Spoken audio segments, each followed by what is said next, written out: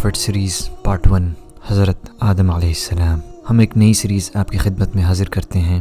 جیسے کہ ہمارے ویڈیوز شارٹ ہوتے ہیں اور ان شارٹ ویڈیوز میں کسی نبی کی پوری کہانی نہیں کور کی جا سکتی ہے، لیکن ہمارا مقصد اس سیریز کو بنانے کا یہ ہے کہ ہم لوگوں کو اس بات کی طرف ترغیب دیں کہ وہ انبیاء کی کہانی پڑھیں۔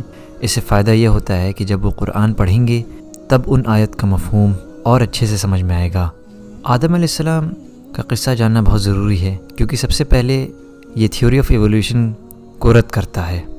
تھیوری آف ایولیوشن ایک کفری عقیدہ ہے جس میں یہ بتایا جاتا ہے کہ انسان بندر سے ایوالو ہوا اور اس سے پہلے بھی وہ اور لوور لیول کا آرگینزم تھا۔ لیکن ہم سورہ 3 میں دیکھتے ہیں کہ اللہ تعالیٰ فرما رہے ہیں لَقَدْ خَلَقْنَا الْإِنسَانَ فِي أَحْسَنِ تَقْوِيمٍ، کہ بے شک ہم نے انسان کو بیسٹ آف اسٹیچر میں بنایا ہے۔ تو آدم علیہ السلام کو اللہ تعالیٰ نے بے شک بیسٹ آف اسٹیچر میں پیدا کیا۔ آدم علیہ السلام کو پیدا کرنے کے بعد اللہ تعالیٰ نے فرشتوں کو حکم دیا کہ وہ آدم کو سجدہ کریں۔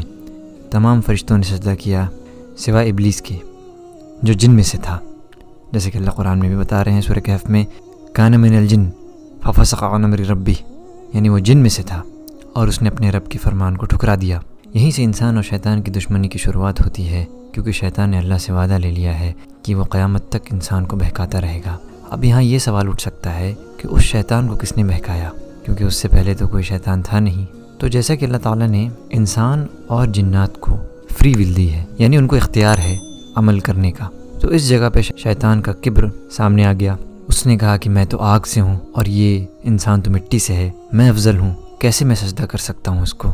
اس کی وجہ سے وہ ہمیشہ کے لیے دھتکارا ہو گیا۔ آدم علیہ السلام کو اللہ تعالیٰ نے ایک پیڑ کے پاس جانے سے منع کیا اور اس کے پھل کے کھانے کو بھی منع کیا، لیکن شیطان کے بہکاوے میں آ کے آدم علیہ السلام نے وہ پھل کھا لیا، اور جس کی وجہ سے انہیں دنیا میں بھیجا گیا۔ پھر انہوں نے اللہ سے معافی مانگی اور اللہ تعالیٰ نے انہیں معاف بھی کر دیا۔ آدم علیہ السلام کی پسلی سے حوا علیہ السلام پیدا ہوئیں اور وہ دونوں اس دنیا میں آئے۔ آدم علیہ السلام کی اولاد میں سے مشہور اولاد حابل اور قابل کا قصہ قرآن میں بھی موجود ہے، جس میں قابل حابل کا قتل کر دیتا ہے حسد کی وجہ سے۔ آج کی یہ سیریز یہیں پر ختم ہوتی ہے۔ انشاءاللہ اگلے ہفتے اس سیریز کا دوسرا پارٹ آئے گا، جس میں کسی دوسرے نبی کی بات ہوگی۔ ویورز کا ہوم ورک یہ ہے کہ وہ آدم علیہ السلام کی کہانی کا گہرائی سے مطالعہ کریں ان کتاب کے ذریعے جن کو پن کمنٹ میں مینشن کیا گیا ہے، اور ہمارے دجال سیریز اور اسلام سیریز کو دیکھنے کے لیے رائٹ سائڈ پہ دیے ہوئے آئی بٹن کو کلک کرنا بالکل نہ بھولیں۔ اس ویڈیو کو شیئر کریں اور چینل کو سبسکرائب کریں۔ السلام علیکم ورحمۃ اللہ وبرکاتہ۔